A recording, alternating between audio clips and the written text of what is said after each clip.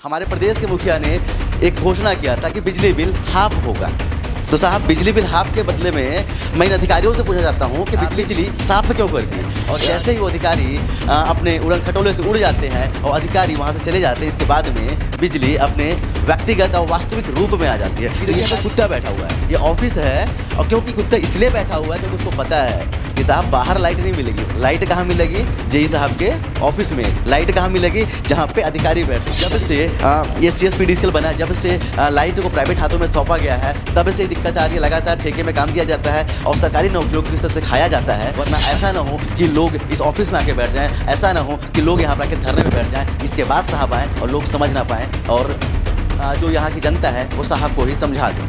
अभी मैं विद्युत विभाग के ऑफिस में हूँ। मेरे पीछे देख रहे होंगे कि बोर्ड भी लगा हुआ है। और जब मैंने बात करने की कोशिश की यहाँ के जो जेई साहब हैं उनसे, तो साहब ने बोला 10-15 मिनट पे आ रहा हूँ। ये वही बात हो गई जब कोई व्यक्ति लगाता है फ़ोन किसी लाइनमैन को या फिर किसी एरिया पे विद्युत विभाग के कर्मचारियों को फ़ोन लगाता है, तो बोला जाता है कि लाइट 10 से 15 मिनट पे आ रही है। तो यही जवाब हमको यहाँ भी मिला कि साहब भी 10 से 15 मिनट पे यहाँ पे आ रहे हैं। तो चलिए हम इंतज़ार करते हैं साहब का। लगभग 20-25 मिनट के इंतज़ार के बाद में जेई साहब तो यहाँ पर आ गए। लेकिन एक चीज़ आप मेरे पीछे बोर्ड देख रहे होंगे, कनिष्ठ यांत्रिक कक्ष लिखा हुआ है, जहाँ पे साहब भी बैठते हैं और जहाँ से इस क्षेत्र के लिए बिजली की सप्लाई होती है, जहाँ से देखा जाता है कि किस क्षेत्र में बिजली की आवश्यकता है और कहाँ पे बिजली होनी चाहिए और कहाँ से बिजली की सप्लाई करनी है। चलिए मैंने उनसे बात करने की कोशिश की, लेकिन जेई साहब का कहना है कि हम ऑफिशियली ऑथराइज नहीं, हम आपसे बात करने के लिए। बात करना है तो सी साहब के पास जाइए, बात कर रहा है तो हमारे उच्च अधिकारियों के पास जाइए, और उच्च अधिकारी हमसे इतने दूर हैं कि हम उनके पास जा नहीं सकते। तो चलिए, लेकिन कुछ सवाल मेरे पास है, लेकिन मुझे पता है कि मेरे सवाल उनके पास ज़रूर पहुंच जाएंगे। एक सवाल पूछना चाहता हूं जो यहाँ के सी साहब हैं उनसे, कि शासन ने, हमारे प्रदेश के मुखिया ने एक घोषणा किया था कि बिजली बिल हाफ होगा। तो साहब बिजली बिल हाफ के बदले में मैं इन अधिकारियों से पूछना चाहता हूं कि बिजली साफ क्यों कर दी। जिस जगह पे 24 घंटे बिजली आनी चाहिए थी, वहां पे अभी मुश्किल से मुश्किल 2 से 4 या 6 घंटे की बिजली आती है। और एक चीज़ और बोलना चाहता हूं कि वो जादू की छड़ी साहब आखिर किसके पास है? वो जादू की छड़ी जहाँ पे मुख्यमंत्री आते हैं तो आप घुमाते हैं, जिसमें वो उस क्षेत्र पर लगातार बिजली रहती है। जब तक मुख्यमंत्री क्षेत्र पर रहते हैं, कोई बड़ा अधिकारी आता है उस क्षेत्र पर रहता है तो लगातार बिजली होती है। और जैसे ही वो अधिकारी अपने उड़न खटोले से उड़ जाते हैं और अधिकारी वहां से चले जाते हैं, इसके बाद में बिजली अपने व्यक्तिगत और वास्तविक रूप में आ जाती है। तो ये शायद ये सवाल है, और इस सवाल का आंसर और इस सवाल का जवाब शायद हमारे प्रदेश की जनता भी जानना चाहती होगी। और मैं बात करने की मैंने कोशिश की जेई साहब से, लेकिन वो ऑथराइज नहीं है बोल रहे हैं। इसलिए अगर हम उनसे ज़्यादा सवाल पूछेंगे तो शायद सरकारी काम में बाधा का केस भी वो डाल सकते हैं। तो इसलिए हम उनसे जिद तो कर नहीं सकते, लेकिन सवाल है, शायद ये सवाल भी वो सुन रहे होंगे, वो जानते हैं। एक चीज़ आपको और दिखाना चाहूँगा, कैमरा उनको बोलना चाहूँगा, दिखाएंगे कि देखिए यहाँ पे कुत्ता बैठा हुआ है, ये ऑफिस है।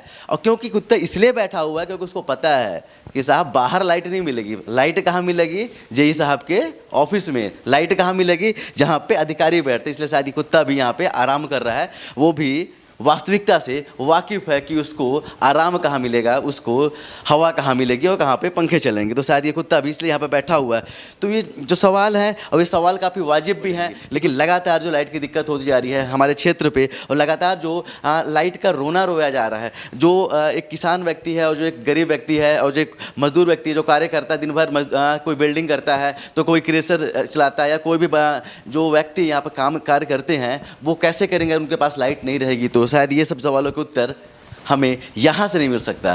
तो चलिए एक बार हमारे जो सवाल हैं जाएंगे यहाँ के सी सर के पास में, और यहाँ के प्रदेश के मुखिया तक भी जाएंगे, और हम उनसे भी ये सवाल पूछना चाहते हैं कि साहब अगर आपके पास में अगर कोई गरीब व्यक्ति अगर 1 महीने बाद पे अगर बिजली बिल नहीं पटा पाता है तो बराबर उसके बिल पे अधिभार सहित और वैट और उसके साथ बकाया राशि और कुछ ऐसे टैक्सेस जोड़ के उसके बिल को बढ़ा दिया जाता है। और अगर जब बिजली देने की बारी होती है तो यही जो सिस्टम होता है, यही जो अधिकारी होते हैं वो सही से और सही तरीके से बिजली को मुहैया नहीं करा पाते हैं उन्हीं लोगों के पास में जिसके पास ये जाते हैं और बिजली बिल लेके आते हैं। और कहीं ना कहीं आपने देखा होगा कि अभी पिछले कुछ दिनों से 6 से 7 महीनों से बिजली बिल नहीं आ रहा था। इसके बाद जब बिजली बिल आया तो उसमें सब जुड़ के आया कि लेट फीस भी जुड़ के आई उसमें। इसके बाद उसमें जो शासन की योजनाएं थी कि जो बिजली बिल का पैसा जो आपका हाफ होगा वो भी उसमें नहीं जोड़ा गया, क्योंकि कहीं ना कहीं जो एक यूनिट की बाउंडेशन होती है कि इतने एक यूनिट के बाद में आपको बिजली बिल की हाफ की सुविधा नहीं मिलेगी। तो उसमें गलती किसकी है?